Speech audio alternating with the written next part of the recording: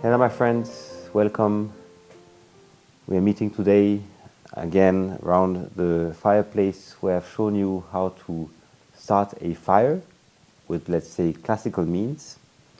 And today I wanted to show you how this corner here is organized. Let's go. So the first thing you need to know is that this here finally is taking quite a lot of space, specifically here on the countryside. So in case you are creating your house with a chimney, don't hesitate to put some alveoli on the side, because this enables to stock quite a lot of things, and you will see that it's useful to have different compartments. Further elements of interest is if you have a chimney and you're using it often, don't hesitate to open the windows on a regular basis. This is a very nice heat, but it's quite quick. So don't hesitate from time to time to open the window for getting some fresh air inside. Secondly, don't forget that as you could see in my video about how to clean the fire stove, unfortunately having a fireplace with wood is generating quite a lot of dust, specifically in the moment when you are transferring the ashes from the fire stove to the ashes place. And last but not least, here a little mistake we didn't protect the tiles which are in front of the chimney, which of course makes some stains. The good news is nevertheless that in case you have some wood floor, I have already shown you how to fix some stains coming from the fire.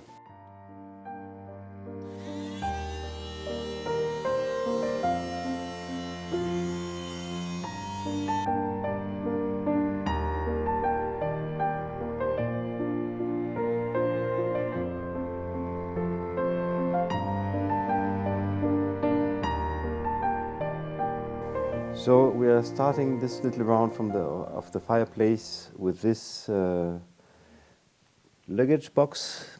This here is something I got from my parents somehow, and this is very useful because this is where I'm putting all the accessories I need for the fireplace. So we start here on the right. Very important, the newspapers. You have seen that you definitely need newspapers for starting your fire. Then I have here still some fire starters, which I'm using less and less, because now I'm more and more using alternative means for starting the fire, which is essentially dry vegetation, small branches. This is very efficient. Then I have also my souffle here. Of course, nothing to do with my big piece of antiques. So here I'm using it a bit more often now, since I'm starting the fires with these. Then I have here also, before proceeding with ecological products for cleaning the window. And then I have here also a shovel and a little broom. This is for picking up what is in front of the fireplace, specifically when it is burning pieces. And then I have here also some paper. This is from deliveries. So instead of using newspaper, someone asked me what can be used. So here this paper from the deliveries is doing the job perfectly well.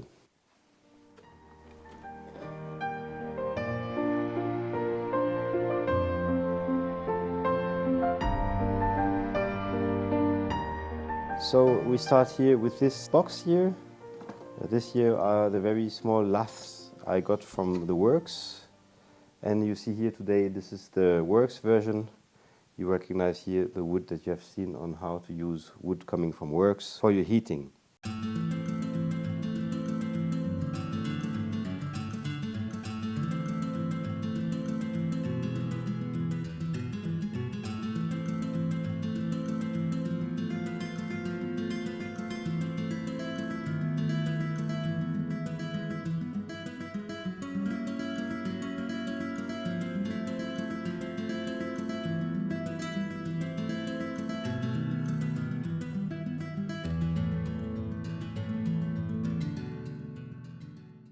Careful about the wood coming from works. You cannot take any type of wood. For this it's important that you see the first video of the series.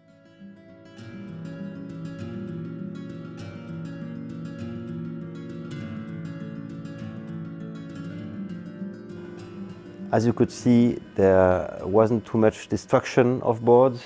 A couple here, the ones I couldn't get back anyway. I already cut them with the jigsaw.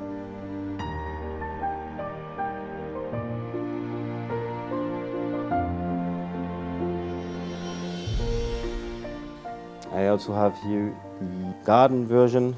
These are branches for my garden, and the very tiny one will be very good for starting the fire as well, only with the newspaper.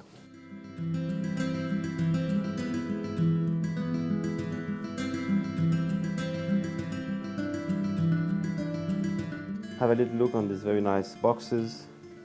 This here is from the Spanish Basque country. Hello to my cousins Borja and Miren from Lecunberry that you had seen in my video about Ukraine. And here you see a very nice Lindemans box. This is a Belgian beer brand, and they are always very keen on having a nice decoration in the pure Art Nouveau style. And here this little table, honestly very convenient for making different floors. It has been bought on the flea market, so this was not expensive, but it was quite a useful thing. And very important, of course, is this tool, the tisonnier, the tool you'll be using most. Very small and very discreet, so don't lose it. And we're finishing with the logs. I have here in the countryside a new category, which is this one here, because these are the logs I'm taking from the garden, and for the moment I don't have any garden shed for protecting them, which makes that I need to dry them out for a couple of days. And here it's like a drying place, and once they are dry I can put them here in this one, so that I know that these are the ones which will be burning well. We're ending the journey with this container for the ashes. This probably had been previously for coal, but this is quite efficient, and what is important is that you have this lid on the top for avoiding the ashes to go around.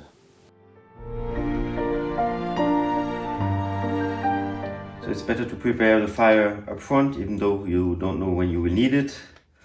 On one hand it's more decorative, and on the second, in case it's cold, then it's very easy for you to lighten the fire.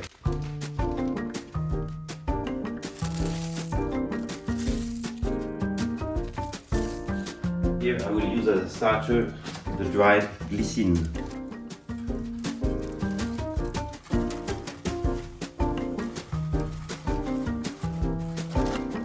Then very small wood. This to start in a sec.